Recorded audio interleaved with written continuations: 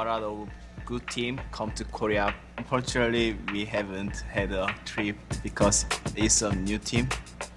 So it's our first time to travel for game. I love it.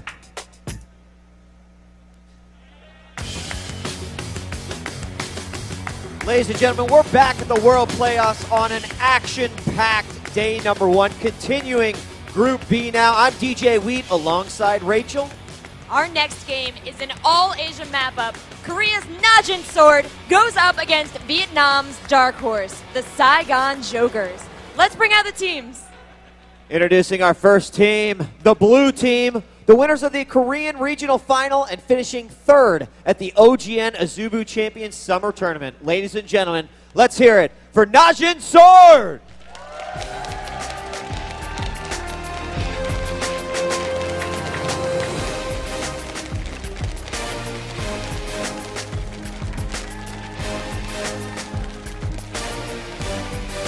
In the jungle, give it up for Watch! The AP carry, Song. In the top lane, Maknoon! And support is Kane. And rounding out the 5-man team at AD carry, give it up for Prey! Going up against Sword is the surprising team from Vietnam. They won the Southeast Asian qualifiers in front of their home crowd. Please welcome the Saigon Jokers.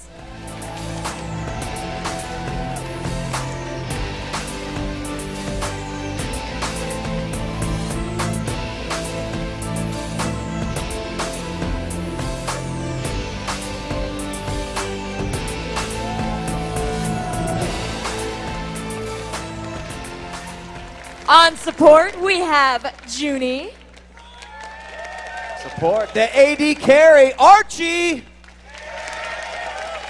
the jungle, it's Violet. The AP carry, we've got Nyx Water. And rounding out the top lane, it's QTV. And of course, to bring you every step of the action in this exciting matchup, let's shoot on over to Jet and D-Man.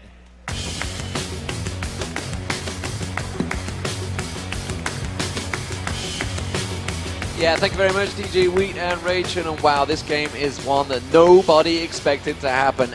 Both teams coming into this one as the underdog. Najin Sword beating out heavily favored Azubu Blaze. Honestly, after the MLG Summer Arena, I had them as a nailed-on visitor for this tournament. And of course, the Saigon Jokers coming through to this one against the Singapore Sentinels. Everybody had Singapore Sentinels qualifying that one at Vietnam, but well, Saigon Jokers, they turned up a new result. And honestly, having never beat Singapore Sentinels before, ever, in the Garena Premier League, they came out and won 2-0 in that winners bracket final, lower bracket final, I should say, they came through from. So they had to win, and then they won again, and it was fantastic. So you know what?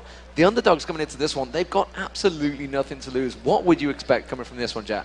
This game, they have to just continue being the underdogs. They have to hold their momentum, and really, a lot of this could be Najin Sword, big reveal to a lot of these people, because even for people who followed OGN, if they didn't follow the regionals afterwards, for the final qualifying spot, they don't know that much about Maknoon's team and Najin Sword. That team was actually made for Maknoon. He was on Najin Shield, and he didn't really mesh well with their team. He'd dive in and nobody would follow him. So they made Najin Sword with a team of people who could play at his style and just mesh with him. And it's worked out amazingly because they had a crazy run here. They had to beat 3 of the other top Korean teams in a row in one of those like ascending brackets to make it to Azubu Blaze by the end of it. Then they took them out in the best of 5. So everyone thought Blaze was going to be here, as you said earlier. Yeah. Blaze beat TSM 5-0 in the MLG Summer Arena, and Najin Sword beat Blaze. So they're pretty good. Yeah, and it was a pretty crazy back-and-forth match, ending in with a blind pick as well.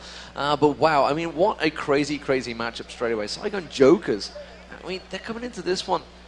Unfortunately, we've spoken to them, and they are not that confident themselves, which is a danger coming into a big tournament like this. They need to have faith in themselves, really, when they come into this. They've admitted themselves that their team fighting is not that good right now, and we actually have a video here which has them explaining it to us.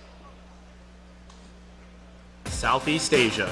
11 countries covering nearly 2 million miles are represented by just 2 teams here at the Season 2 World Championship. In front of a massive crowd, the Taipei Assassins fought through a 100-team tournament to face Hong Kong's Corsair in the Taiwan Regional Finals. Corsair was no match for the Assassins, who swept the series 2-0, earning their bid to the World Championship.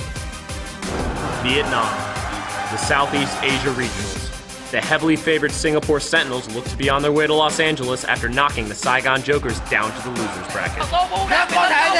But not going down without a fight, the Saigon Jokers made their way to the finals, setting up a rematch against the Singapore Sentinels.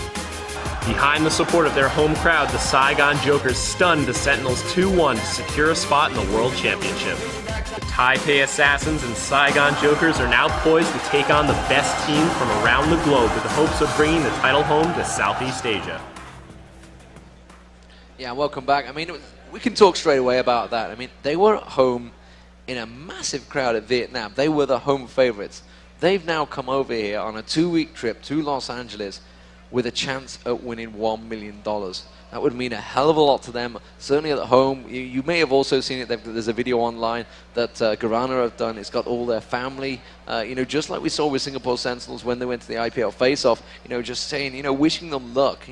They've got the pressure off them, I guess you could say, because even themselves, they don't expect to do well. So they should be able to play with freedom. I really hope they do, and that goes right into the keys to the match here for them, because Najin Sword, sorry, I'm mixing it up a bit. You go for it. But Najin Sword needs to just play what's comfortable against these guys, because overall, we said the Saigon Jokers don't have necessary faith in themselves. Their team fighting is a little weak.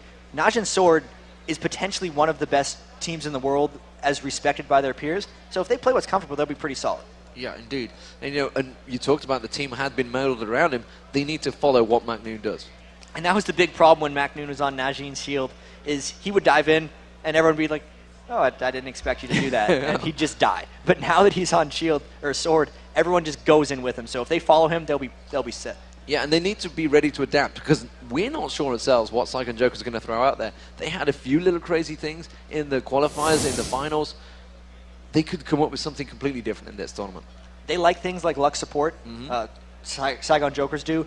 They've Which done we've seen double already mid. this They tournament. did double mid in the actual qualifier to get here. So it's all about Najin Sword adapting to what they do and just being ready for anything, because they can take him out. I think they're the better team here. Yeah, so that's what Najin Sword are going to do. Let's see what Saigon Jokers are going to do to continue their run here. Got to hold that momentum going. It's really that. It's just a matter of, you just won the most unexpected tournament that anyone was there. Everyone in Vietnam was super thrilled that they were able to come from almost nowhere. All they've done is play online tournaments before that final, and they were 14-14 before they got there. So they won 14, lost 14.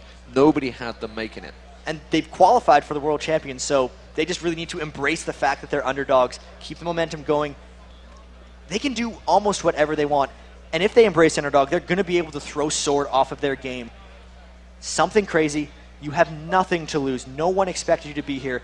If you do go 0-3, it's quite fine, honestly, because even themselves can embrace that fact. And if they do something crazy and they move on, they're going to surprise everyone, and it's going to be something they'll remember for the rest of their lives. Yeah, and they've got that factor that, both teams are fairly new. I mean, Saigon Jokers have come across from various other games. They've sort of merged themselves together for League of Legends. You've got Najin Sword that have come together, I think it was like within a week of OGN Summer Championships. The pre-qualifiers they had to go through, so they went through a hell of a long process in that tournament. As we mentioned earlier, they were in Dignitas group.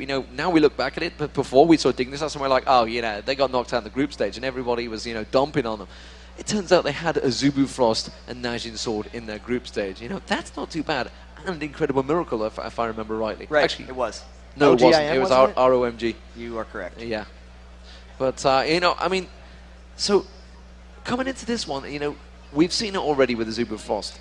The Korean teams are drilled with this TV-style setup. They are ready, prepared for it. I don't know whether they came in and asked for makeup earlier, like Azubu Frost did. They were really ready. I was so impressed by their professionalism from Azubu Frost. And Najin Sword, I think they're going to be the same. I saw them up there, so they've been asking for makeup.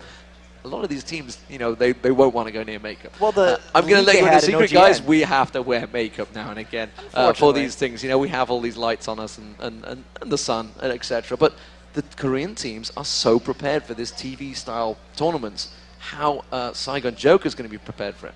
And that's the thing, because Saigon Jokers, the only online event they've ever had was the qualifier to actually arrive here. So they need to just not be nervous. Hopefully they're not nervous now. They do have the noise-canceling headsets on. They need to focus and just pretend that it's an offline event, that they're just playing at home on their computers in another online event. Don't necessarily think of the huge stakes that are online. Just play for fun. Just don't think of the huge crowd in front of you. It's not there. Yeah, the TV cameras, each little desk has got a camera on it. Just ignore all that. Easier said than done, that's for sure. I mean, how, from you as a player, how would you shut that out? I mean, how would you just tunnel vision yourself and focus on the game? The biggest thing is, hopefully these guys have pulled onto this, but LAN experience is a really big moment. Yeah. TSM, it's the difference between some of the top teams and some of the other ones who just went online. You have to save your settings. You can go in, it's like a game CFG file. You load it onto, you bring your USB drive. You make sure you bring the same mouse, get the same keyboard. Try to set your desk to the right height so you're not off. You also got to try to warm up on these computers. I see some guys, they go through kind of keystroke practicing. I was watching Patoy warm up the other day, and before the game, he just spams all of his keys. His 1, 2, 3, 4, his F keys, his tab screen, all those things, just to get a flow and get used to your keyboard. So much of it is just preparation and making it comfortable, because the last thing you want to do is have a mouse that's at the wrong sensitivity, have a keyboard where you hit the wrong key, and have it cost you the game. And that happens way more than you'd expect at those events like MLG, where 12 teams come in and they don't have any LAN experience. Absolutely, and you've got to get the right drivers. You've got to make sure you've got everything prepared that you can just possibly, every possible little thing that could go wrong, you've just got to imagine it is going to go wrong and prepare for the fact. And it's been just such a crazy day of League of Legends. On top of all this, we can do a quick recap almost of what we've done so far. There's been some crazy games. We've already had 7 games, actually. 7 games already today of the 12. Well, we say 12. If we get some crazy playoff situation, we could be here till very early hours of the morning. We're hoping it's just 12 right now. We could have 25 hours of League of Legends today if possible. Might happen. Let's hope it doesn't go on quite that long. It's been a long day for some of us. So, I mean, earlier on today, we saw the very first game of the day, Azubu Frost versus IG. Both the teams that qualified, and honestly, it met the hype because it was a crazy, crazy match. It was one of the best matches we've had. I mean, from an excitement standpoint, I have to say the CLG NA versus SK game was an absolutely insane ending. But it was okay. It was 30 minutes of boredom, and then it just went boom. It was worth it. Let me just say that. Worth it. Unfortunately for them, they haven't made it on out of the group stage, but that game in particular, if anyone wants to check out the VOD of even just the ending of that game, do it. Because triple teleports, base race, promoted minions, just it had everything. Lots of things. It had everything tucked away in there. And also, you know, we had some fantastic matches. CLG earlier on as well versus IG. Actually turned out to be IG showing a really dominant form.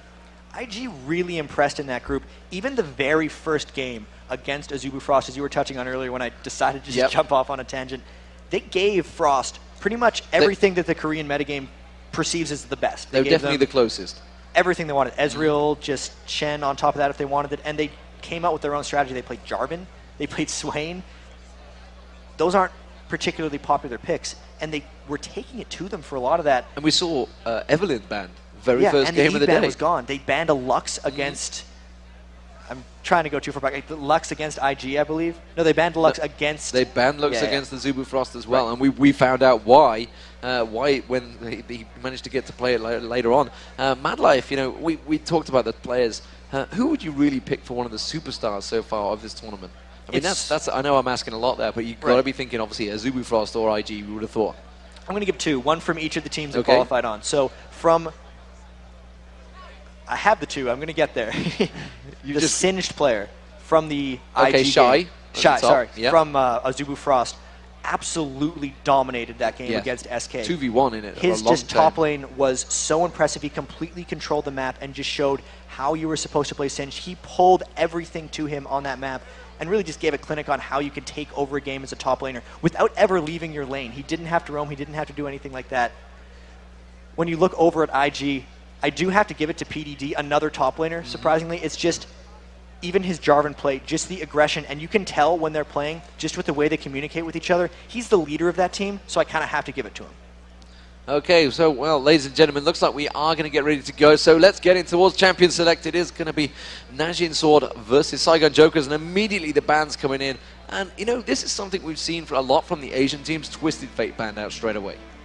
That's just quickly done. They don't want Saigon Jokers to get anything creative. They know also that Saigon Jokers loves to go for early game team compositions, and a lot of that can be focused around what these bans are giving. Twisted Fate and Lee Sin, TF gets the early lane ganks, Lee Sin also early lane ganks. Looks like Najin Sword is just trying to play it safe, getting rid of all the things that could disrupt them the most, and really, like we said earlier, just trying to keep it comfortable. Yeah, now I recall Song did play Evelynn in one of those matches in the final, actually, the regional finals in Korea. He played a very good Evelynn, so, you know, that's a fully justified ban. You know, you people at home may be thinking of solo queue, just thinking, what is he doing? This is now a justifiable ban. Lee Sin and Alistar also being taken out. Alistar pretty much a common ban in Korea, so I'm not surprised to see that one go down. Sivir did surprise me a little bit. I'm trying to think of whether Prey's that strong on Sivir. I guess maybe there's something in there that Saigon Jokers have definitely rehearsed on this one. They've all been up practicing throughout the last 2 or 3 days. I think we saw them. I saw them in the Riot offices. They were in the PC Bang practicing alongside Taipei Assassins, actually, wasn't it? I think they were practicing with for a while. And they also scrimming up against SK up earlier. Now that SK, they were winning some of those scrims, so they're not a slouch, actually. Saigon Jokers, despite not having faith in themselves, can win a lot of these games. MacDoon with that first pick, Jace. He loves Jace. And there's something he does on Jace that is...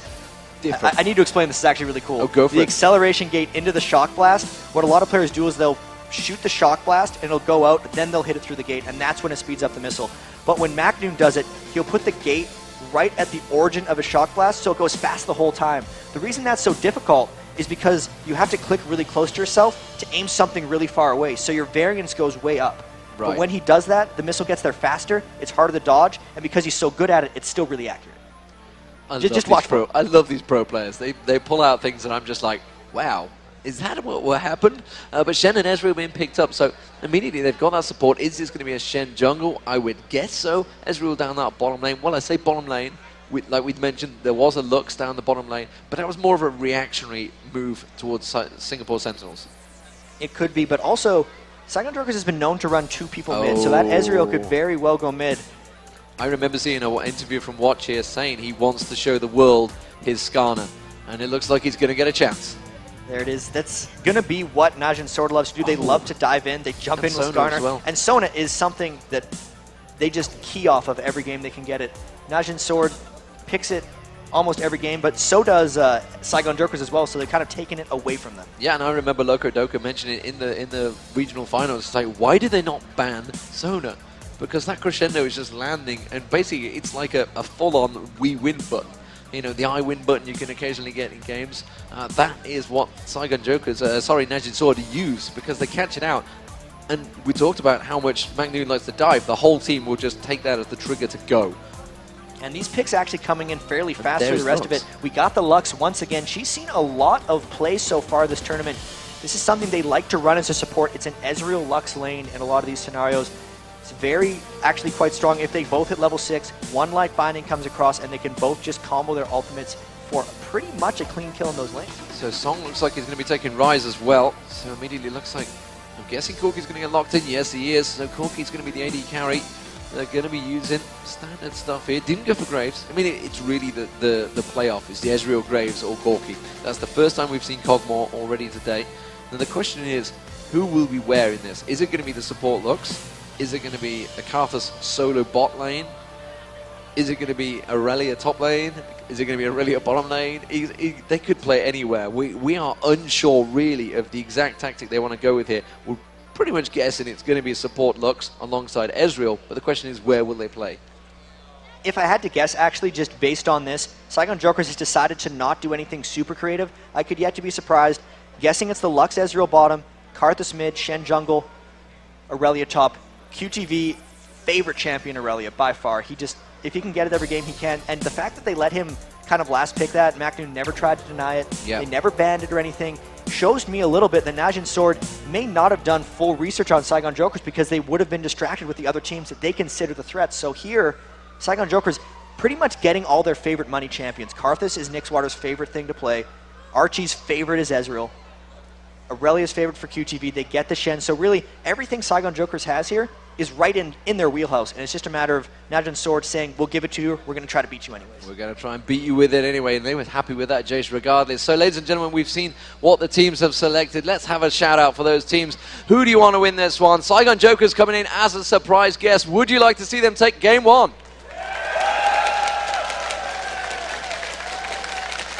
And let's hear it for Najin Sword if you guys want to see them take the first game of this group stage.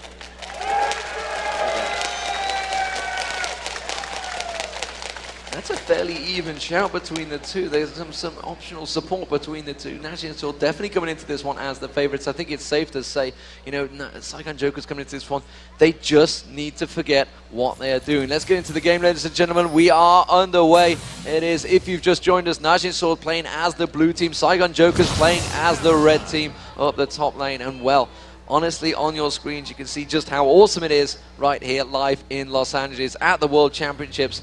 And honestly, if you're not down here, you best get yourselves down here tomorrow. There's going to be plenty of space available, so make sure you are in and around the area of LA Live. Obviously, if you're living in a different country, it could be a problem. It might be hard to get down here for the next day, but either way, I'm waiting for Saigon Jokers to see if they try anything creative or whether they're just comfortable enough on their champions to take out Najin. Najin's all 5 grouped up in this triangle brush. You can see Saigon Jokers are really playing defensively. They're trying to guard against and invade. Najin Sword might try to make something happy, but if they're not threatened by Saigon Jokers, there's no need to risk a level 1. They could passive farm and hopefully take it that way. It's really interesting to see what they decide here. Yeah, absolutely. We're just seeing which are they going to go into it. It would be death to anyone entering that tri-bush. I think Ezreal's tempted to go near it. They're probably going to queue towards it. And just taking my eye, it is Archie that's taking a peek there. He's doing a bit of a disco dance. Najin Sword going to go up towards the blue buff. So Archie's going to spot them. Well, look at this. That's an Aurelia and a Lux in the bottom lane. And they really have a just odd setup right here because they're guarding against a blue invade. They got the pings down, but why, oh why, is Aurelia bottom lane with Lux? Why, oh why indeed. Who to we to question why. We are just here to call the shots. And as it is, it's going to be Watch starting out on the Elder Wraith. Taking that one down. Golems will be going to Prey, so standard lanes from Najin Sword by looks of it. Prey and Kayn on that bottom lane, and like you say, QTV is waiting here. Are they waiting to try and get a gank early on? Because Ezreal is still lingering as well. I think they want to get a level 1 So he gank still here. has the teleport. This is something actually the Team Legion in North America does fairly frequently. They'll 3 in the bottom brush and just kind of only show the 1. So 2 will be waiting in the brush and they'll just kind of farm. And they'll wait for them to push up thinking there's only 1 guy there and then try to jump out at them with 2. If that doesn't work or does, they'll go out and teleport out. They flash straight on towards Prey. They managed to get the light bind across. Surely it should be first blood. It will be. And QTV picks it up. You shouted yes because you called it right. It's just, I love it when that play works because it's one of those strategies. The very first game that everyone who played League of Legends, they run into a brush, and 2 guys are waiting for there and they kill them. There's 5 people down the bottom lane. You're just like, what? That strategy still works at the highest level is amazing. Now everybody's thinking back to their, their early days in League of Legends going, and they all know that one guy that checked the push down the bottom. Did it, I guarantee you. Doublelift is famous for being space checking, so everybody has done it, even at the pro level. So it worked out very well. We thought, to be honest, he was giving it away, and it worked out very nicely, which immediately means that Golem advantage that the blue side has completely backfired because Archie hit level 2 first. And the interesting thing about all of that is QTV didn't actually teleport back up to the top lane. He decided to walk, which means he missed a fair number of minions, and Macnoon has an immediate experience advantage onto QTV. QTV got the kill, so he has the first blood gold, but even then Macnoon might still be able to bully him out of that. So early gold advantage obviously towards Saigon Jokers. Still almost said Singapore Sentinels. It's just I was still that surprised that they didn't make it. But Saigon Jokers here on full merit. And they are representing the whole of Vietnam here. And even the Singapore Sentinels actually released a video saying they absolutely deserve to be here. They beat us, they've improved so much, and good luck. So that was a really good sportsmanship thing to see from Singapore Sentinels. And it just shows Saigon Jokers did qualify in here. They're completely legit. They won the games. They deserve to be a little bit respected, especially with that first blood. Yeah, and with all calls to the honor system, Singapore Sentinels definitely singing the praises for that one. Tribush Ward will spot Violet. He's going to try and make his way down that bottom lane. as it is, as it stands. Take us through the lanes, Jan. I mean, we talked about this top lane to start with. QTV getting dived on the turret a little bit by McNoon, taking a little bit of damage. He's got a massive creep wave he needs to fend off here. Meanwhile, down the bottom here, and seeing Archie trying to go aggressive on Prey. Can he finish him off? Archie actually taking a tower hit. Surely will finish him off. He does get the kill, but he went down on the back of it. Kane managed to return the kill. He may even be able to get the kill on towards Lux there, just forces him away. All aggression in that bottom lane, so let's try to get into middle lane. Nixwater actually getting caught out here by Watch. Watch wanted to prove to the world that he is the best, well, honestly, the best Skarner player in the world. Well, you got to go against Diamond Prox to prove that one, because he plays a pretty mean Skarner himself. Looking into the top lane here while we have a second, the Aurelia versus the Jace matchup.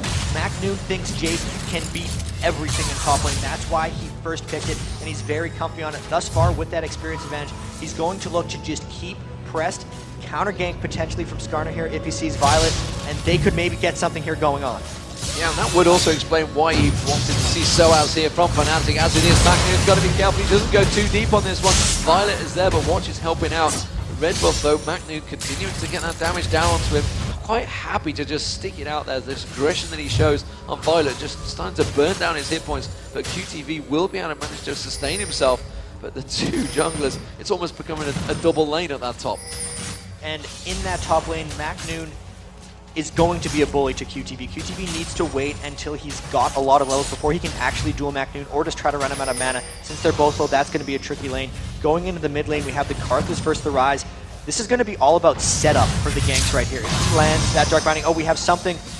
Never mind, we don't have something going down bottom. Song is going to try to not get shoved by Karthus. Nixwater, as Karthus, usually outfarms everyone. So far, 7 minions up onto Ryze. It's really all about whether they can turn ganks around for Ryze onto Karthus. Looking in the bottom lane, this lane is just about all up aggression and brawling, because the Lux and Ezreal are in it to fight, and they have no sustain. So every time they go in for a trade, every time they go in for a light binding, there's a potential for someone to die. So really, the bottom lane, as you've seen already, is most likely going to have the most action. Yeah, and actually I noticed that, I think it was Kane or Prey, I didn't see who it was down the bottom there. It was Kane who was staying a long way away from the experience. Prey is just farming it up because he had fell behind. Kane, you can see, he's actually a level advantage over Prey at the moment, and he was just staying out of it, letting all the experience go to Kane. The top lane though, QTV, McNoon just finished him off there. He just stuck around longer and eventually just got chipped away at. McNoon actually putting 0 points in his W thus far. Everything going in to his E and his Q, so all his main damaging burst spells are getting as much ramp as possible. He didn't even level up his ultimate come level 6, which is why QTV got surprised by that burst damage, because most Jaces are not going to have that skill set up come level 6. And as it is, Archie and Judy down that bottom lane, they've been poked pretty heavily. I think they're going to have to back away from this one, because Kane and Prey definitely working them over slowly but surely. And you can see the health pots being burnt through. Archie now completely out of health pots. Again, that shield from Junie just trying to cover him off there. He has gone for the double door and is trying his best to keep that sustain on, but Prey slowly but surely is going to dive in towards it. Junie will get taken down. That's going to be the QTV teleported in there. Are they going to be able to finish off Prey? The crescendo goes across. It will be enough. Can they get on towards Kane though? QTV just needs to go one dash. Blocked off by the minions. That's too much to tower dive. Oh, now Watch is going to rejoin in. He has got his ultimate available, but he's not going to go for it and just backs away. He didn't quite have enough mana to combo on the things there with Watch. He would have been able to flash ult someone, but then he wouldn't have been able to follow it up, and he was worried he was going to die to QTV. Didn't want to actually pull someone in to his Sona. Other than that, lots of pings going down. Song getting caught out by a ward. So much aggression going down in that bottom lane, and QTV camping. They don't expect him to still be there, but Song coming down as well. They have to fall back. QTV out of position. Out of position. He does dive onto a Song now. Archie seems to be the target, but because QTV won onto the Song there, they should be able to pick it up. A brilliant taunt there coming out from Violet. Turns it into a double kill. Absolutely spectacular stuff. And Saigon Jokers keeping themselves in this one, 5-4 up. The top turret will go down though. McNoon opening up the exchange and taking the first turret of the game. McNoon is crushing Aurelia in the top lane, but because of that, QTV realized he's not able to lane against Jace, and he's trying to make things happen elsewhere. All that action in the bottom lane has given them the kill advantage. It's really just a matter of they have to find a way to deal with McNoon. McNoon went the Brutalizer. They're going to have to focus him in team fights and try to kill him out early. But overall, 9 minutes into the game, Saigon Jokers doing an amazing job showing Najin Sword that they're not to be taken for granted. Absolutely, as it is at the moment, this bottom lane continuing to push on. So Prey returning back, and he's gone. Jace now gone with a Brutalizer in that top lane. He wants to really absolutely knock 7 bells out of him. Looks like Phage is going to get built up. Shen Kane's getting caught out again here. Archie's going to dive on towards him. There's the Shen ultimate coming down. And he's going to immediately taunt him out there. Can they finish off towards Bray here? Violet went looking for him. McNoon joins the party though. He comes down. Can they go towards Archie? Yes, they can. McNoon gets one. Can they get a second? They're trying to go towards Junie. Lifeline just keeping them away there. I feel that McNoon wants to punish this one. Junie realizes it, tries to take down the minions, tries to force them away here, and they realize they're in danger of being dived on the turret. And this is actually really quite exceptional by McNoon. 4 points into Q, 4 points into E. He has not put a point into W or R yet this game, so he's trying to maximize his QE damage. This is something I've not seen Jace's do. Maybe it's my ignorance, or maybe it's just McNoon doing something crazy, because it is working out amazingly well for them so far. Absolutely, you can see Prage is going to continue driving home on that turret. He is going to take it down. I was about to say that's very un-Korean of him. The Koreans very much take that advantage. Once they see that turret, they will take it down very quickly. So QTV now starting to farm his way back up in that top lane. He has been involved, but McNoon, 66 CS to 50 CS, 2-0-0, proving why he's a danger man. It's really going to be about McNoon roaming around now and taking down turrets. Took the turret top by himself really easily. The instant he goes bottom, he gets kills and takes another turret. He's probably going to farm up here top very briefly, then maybe try to force mid and get the third. Najin Sword loves to keep on the pressure. This is going to be very interesting how McNoon transitions the rest. All of his skill points going into Shock Blast and Acceleration Gate. Those EQs are going to truck down Saigon Jokers if they get into any kind of siege situation. Absolutely, we just seen Junie marking up the territory, as it were, down by the dragon. Meanwhile, McNoon continues just to farm up on this top lane. He's really caused himself a problem. Where's he heading? He's just got to keep your eye on McNoon. Once he starts heading somewhere, it generally means there's going to be a kill that will follow. Looks like he's going to go heading in towards the middle here, towards Karthus. Sneaks Water needs to be careful. Also, the dragon is up. They could potentially... Archie and Junie are actually heading over towards the dragon already. You can see Shen is there, and they are going to pull out the dragon. You can see Dragon is going to come out, as it is. Aren't Najin Sword aware of this, and they don't seem to be, or are they even going to bother going for it? It looks like Saigon Jokers are just going to pick this one up without any problems. There it is, free Dragon, thank you very much. Can they stop Najin Sword taking down the turret? That's the question. The Ezreal ultimate comes across, they're going to have to tank it up there. You can see Watch just off to the side there, and that's going to be an immediate engage. QTV going in, getting dropped into the crescendo, hitting the entire team, taking us down. Saigon Jokers dropping left and right. Archie needs to be careful. Violet being the next target. Violet getting dropped by McNoon again. Another double kill for McNoon. Now he is 4-0 and absolutely dominating here. Saigon Jokers weren't quite sure of that one. They came in for the fight, but Najin Sword were ready and waiting. Najin Sword was daring them to fight there. They may or may not have known the dragon, but with how far up they were pushed into that tower, they were just waiting for Saigon Jokers to come fight them. And boy, were they ready. The crescendo really winning them that fight, setting up everything else, and they could potentially take a second turret off that exchange. Absolutely, they're going to go straight in for the second inner turret. Archie can do nothing but watch. He is helpless. Just spectate this one, just like the rest of us here in the crowd. We just have to watch that turret going down, and Najin Sword turning that one small advantage of losing the dragon and fighting and just turning it into such a massive advantage, taking 2 turrets off the back of it. And with all that, they're all going back whole heaps of gold on a lot of them. McNoon, 1,900 gold, he's going to turn that in to a BF sword, so he's going to be absolutely crushing with those EQ combos, because that's all he's put points into at level 10. He's maxed his acceleration gate, he's maxed his shock blast, and it's just a huge, unreal amount of burst damage that comes down into Jace at level 10 already. How is Saigon Jokers going to deal with that? 4 turrets to 0 down already. Total aggression coming out from Najin. Yeah, so watch here.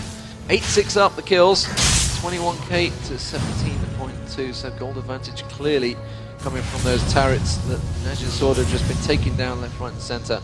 All the outer turrets currently down, the one inner turret down. Najin Sword definitely with map control. Just going to drive things home and see if they can pick anyone off there. McNoon, and it's like you said about the acceleration gate, you know, he's just picking people off left and right with that thing. It's a pain in the for I had to watch what I said there for arrows, but you know, here on the moment on the top lane we saw Soaz with it so delicately just ripping through teams at the EU regionals for Fnatic, and honestly the teams have just picked it up from there on in. You know, McNoon actually mentioned Soaz in his brief, you know, saying that it's a shame that he didn't actually get to meet Soaz here. He just, which is obviously where a lot of players have picked up Jace from. We've seen Dyrus running it as well lately. It's really, once you learn how to play Jace, you're a huge threat. And MacNoon is just one of the masters, really. He was drawing bans from it during the Korean regionals, and I'm expecting bans from it in the rest of this group because this is so difficult for Saigon Jokers to deal with. They were holding the map pretty well, aside from QTV losing that lane early. Then QTV went to Roam, and we thought that was all well and good, but then MacNoon went to Roam and really just turned the game on its head. So as it is, Izzy Violet's trying to farm out in that top lane. Meanwhile, Archie, he's got to be careful he doesn't get caught out here. Rise definitely feel aggressive for this one. It's one of the things that's been mentioned. Song has started to go a lot more aggressive than he used to. He used to be that passive. Oh, Violet up top. Almost Scarra. Violet is definitely going to get caught out. Dropped in seconds there. And Watch just popping that ulti, just hooking him in. There was no escape from that one. MacNoon just picking up another assist. 4-0-2 for MacNoon. 2-1-2. And you talked about this build earlier on with the boosting ability and the Oracle being built very early on. And now with Watch, since they have the advantage, since they've taken down towers, there's not much Saigon Jokers can do to farm because, as we saw there, Najin can wait in brushes and know that they're not have vision on because they just both followed in the brush. Everyone on Saigon Jokers really restrained to their base. These outer turrets could very well fall. Their jungle is no longer their own. The lanes are no longer their own. And Najin doing a great job at just pressuring around and keeping Saigon Jokers on their heels. QTV's got to be careful he doesn't get collapsed on here. I can see Song just going around the side there. A whole of Saigon Jokers now. This is going to be a full-on 5v5 in this top lane. The ping's going down. I think Saigon Jokers may have realized it. The whole team is there. QTV getting caught out by the Rise ultimate going across them. You can see MacNoon just trying to get around the side. He wants to really start things off here. The Kayn crescendo, I've talked about it earlier on. It seems to be the big thing that starts off the team fights. Once that crescendo hits across, and he seems to land it across a minimum of 3 players every time. They're going to tank up against the turret here. You can see they really want to start to fight, but instead they're like, oh, are we going to have to take this turret down? Okay, fine. We wanted to fight, really. Saigon Jokers got very heavily poked down there. The Rise ultimate actually did a substantial amount of damage, and then Archie got hit pretty hard by a Shock Blast from MacNoon. They're most likely just going to go all around the map here and take out the second tier turrets in every single lane individually. They have 5 turrets now, soon to be 6. They're just making sure to keep up their goal. And MacNoon's poke, we just saw it blast across there. Carpenter's hit points dropped instantly. He has now got that BS scored. He's just getting stronger and stronger by the minute at the moment, MacNoon. Proving really why he's so popular. He's definitely one of the fan favorites, certainly in Korea and honestly in the Western world as well. You know, he was over here in the season 2 Riot Games World Invitational. The Riot Games World Invitational, yeah, that you guys played and obviously made famous for playing Yi. Yeah, MacNoon may have beat us pretty badly. He clicked Nasus, destroyed us, picked Yi, built 4 Phantom Dancers and destroyed us. He kind of made you look silly. Sad memories. And that was the live testing team, I believe, mainly. Yeah, now that I've seen you all in the office, I'm pretty sure that's all of you guys that are all sat there. So yeah, we guys were spanked by MacNoon, and you know what? It doesn't make you feel too bad when he starts doing it against other pro teams, so honestly, you shouldn't feel too bad for yourself. He has just completed that Bloodthirster 4-0-2, 130 CS, and you know, we talked about it earlier, the CS isn't really the thing that Najin will go for at the moment. It's the kills.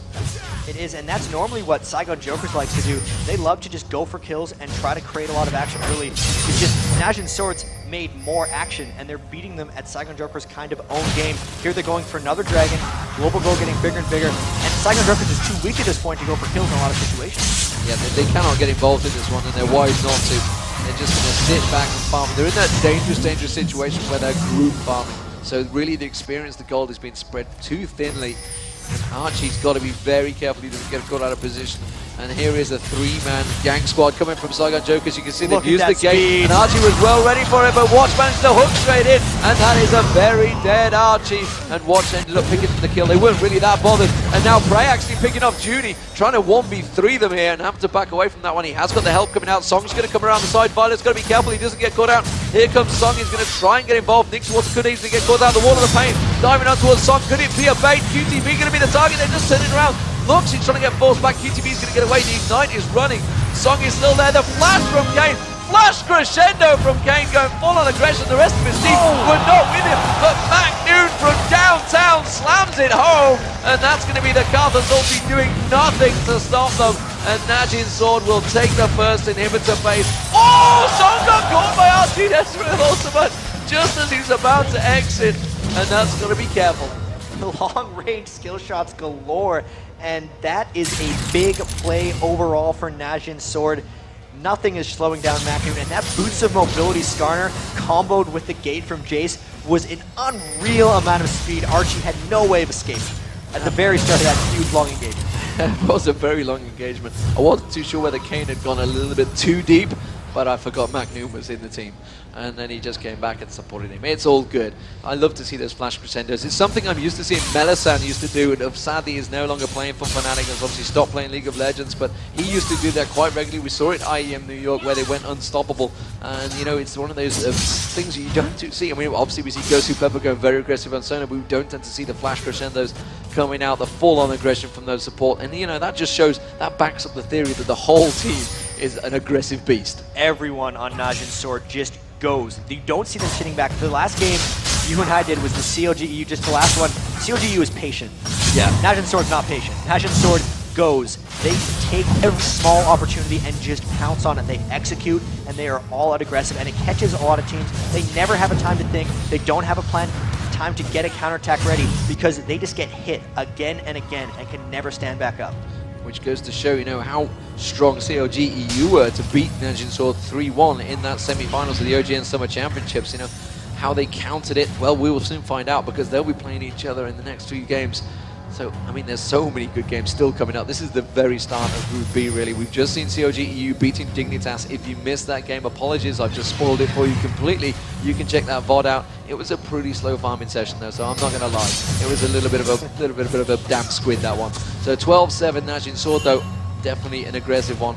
If I would recommend any game through the day, it would involve a Korean team or an Asian team, because honestly, they have all been super aggressive, and I love this style of play. So far, they've somewhat stolen the show from a lot of the other teams. They've been dominating almost all of their matchups. Really, the only Chinese or Korean team to lose thus far was when they played against each other. So right now, we actually see MacNoon trying to split push while the other four are posturing around Baron. This is a little curious, because MacNoon is the strongest member. He has no reason to not be with the team right now. And it's at this point, Najin needs to think about turning the game into a victory. Saigon Jokers is at the point where they have to try to make a gambit play. This is really the last-ditch effort if Saigon Jokers wants to do anything. Yeah, they realize, and MacNoon has now rejoined the team. He's pushed that bottom lane, so that's going to push itself, which means somebody's going to have to go deal with it. And Najin sort of slowly but surely setting up for a Baron. Do they want the Baron? Or do they just want to force a fight at the Baron? And Relia pings seem to be going on towards QTV. QTV's got to be careful. He's already backtracking. He realizes the dangerous situation he was in. And Najin Sword respect that he's going back already and trying to set up for some sort of gang. There's a real lack of wards from both teams in this, though. Forcing the fight would be ideal. Watch has been taking out all of Saigon Joker's wards, and Najin doesn't really care to ward right now because they win every fight. Junie. And Junie, scouting around. So ideally right here, Najin wants to get a fight, trying to take a Baron with the potential of a Lux and an Ezreal coming in for a steal, as well as potential smite. That would be the only thing that could get Saigon Jokers back in the game. Najin Sword is so far ahead, they don't actually need Baron to get in this inhibitor, and that's what they kind of realized here. They realized Saigon wasn't going to try to come for a Baron fight. Instead, they're just going to walk up and take this inhibitor if they can get it. Yeah, there's no tower to stop them, so why not just go for it? MacNoon actually opening up on the bush there, just to take a little check there. Oh, he's just going to get a little bit of poke on towards that inhibitor. The question is, can they catch Saigon Jokers out? I'm expecting to see maybe a flash engage here from Song, or maybe even Kane, something to that extent. They are slowly but surely poking him out here. Wall of Pain hitting the team, but again, Frey not really that bothered. Nixwater getting dropped down a little bit there. MacNoon managing to land that accelerating gate spoon, and there it is. There's the flash engage straight away. The crescendo goes across the entire team. Saigon Joker's dropping left, right, and center. Nixwater going down. There's just one member left. It's going to be an ace. It is going to be Junie. And honestly, that Carter's ultimate may as well just throw a towel at Najin Sword, because they have just ripped the team apart. MacNoon, you can't tank two turrets, son. You may be good, but you're not that strong. And that may be put a little bit of damper on the back of it. He did the same thing in the final game against CLGEU. They won an ace, and he just ran straight into the Nexus turret on Jace. Only death of the game for MacNoon. That's almost his victory celebration. There is a surrender. And there is a surrender. GG to Najin Sword. Amazing job. Amazing, amazing job. Those flash engages, very strong. And Najin Sword looked very happy with that one. MacNoon giving the two-man arm salute there. Not to be confused with the finger salute, which looks like we are getting from the team. So really happy with that one. I tell you what, I'm so impressed with the Korean teams right now. They have turned up at this tournament. You know, we talked about, you know, how nervous they may be coming into this one. They have shown no sign of nerves at all. You watch Najin Sword play in these team fights, and they're just faster than some of the games we're used to. The things happen in a quicker fashion. The fight starts and it's over before you even realize it. They just so much execution, and Najin Sword is the best example of that. Okay, so let's just check out the scorecards from that game. And honestly, you know, actually, we won't check out the scorecards. I'll ignore that, so it's all good. I was ignoring it anyway, so that's okay. Fine. But I mean, honestly, we can look at it. We've got the McNoon there, 7-1-6, double bloodthirster. That's aggression. He's going for the EQ combos, right? There is an amazingly large AD ratio on that Shock Blast once you throw through the acceleration gate, and there just wasn't the defenses. They didn't have the time to farm up. He was just blowing through them. In those team fights, they had way too much AoE, and it's just the speed at which they team fight and the coordination of everyone going. There's absolutely no hesitation with what they do, and that's one of the big differences between them and the rest. And that aggression, as you can see, let's check out the board and see where that puts them. It is going to be 1-0 alongside CLG EU. Saigon Jokers going down to 0-1 alongside Dignitas. Obviously, the first two games of Group B now being played out. And honestly, there is still another 4 games to go. It's already getting dark, ladies and gentlemen, here. The lighting will really start kicking in. You guys can see on your screen, that is Najin Sword. What a fantastic, fantastic performance those guys just put in. I just can't say enough about how strong they were coming into this tournament. They were unexpected at the start of OGN Season 2. Newly formed team. They were really supposed to be Najin's just kind of secondary team, but they've blown everyone away. They beat Azubu's almost A-team coming in here, yeah. Azubu Blaze, in the regionals. And really, you have to take them extremely seriously because they went through the gauntlet, essentially, and came out surprisingly on top. Could we possibly see 2 Korean teams 3-0 in the group stage? It's not out of the question because it's going to be, at least out of these first 2 games, the 2 1-0 teams. Obviously, a lot can happen in this group. But Najin Sword, CLG EU, that's a matchup that happened before. CLG EU came on top. But Najin's done a lot of growth as a team. They were still very young when that happened. It would be a great game to see, and I wouldn't be surprised if both Korean teams were 3-0. And the Saigon Jokers didn't start off too badly in that game. You know, they started off, they got the first blood. How are they going to pick themselves up off the back of that one? They've lost to what, you know, even we count as one of the top teams. It's going to be really interesting for them because Saigon Jokers, they got to just come up out of that. And in that last fight, we're talking about how fast Najin Sword creates these team fights. Are they able to just, let's see that replay real fast, can they just crush down on this last team? Because as soon as they landed the crescendo, as soon as they landed that Skarner ult, they just created the fight, and it was over before it started. The flash ult at the start of it, and watch McNoon's E and Q after the Skarner pull is going to be almost immediate. There's nothing Saigon Jokers could do to react because everyone died before they're able to do something. And they're, boom, everyone pretty much obliterated. Even though they were sitting in Karthus Defile, the fight was over so fast that that was the only damage they had to worry about, and they could just tank it. And the problem is they actually followed the hook. You know, we saw the Skarner hook go in, and everybody followed it because Karthus said, oh, I'm going to defile in there. Everybody went in, so it's just like, oh, thanks. Kane's just like, I'm going to crescendo the entire team. Thank you. Have a merry dance. Multiple crescendos of the entire team that game. Multiple and crescendos. If we have to see some is that a ban adjusted bans for Najin Sword almost. The bans that game, while they were targeted, I got to say, Jace and Sona from Kane and McNoon are really threatening because the way they were playing those, really, really hard just to counteract. Jace pokes you and pokes you and pokes you, and you try to come in, and all of you guys get crescendoed. So what do you do against that? What do you do indeed? Well, we'll find out, because coming up next, it is going to be Najin Sword going up against CLG EU. It is a replay of the OGN Summer Championship semi-finals. We'll be back in a few moments. It will be Freakin' Riv taking away the action.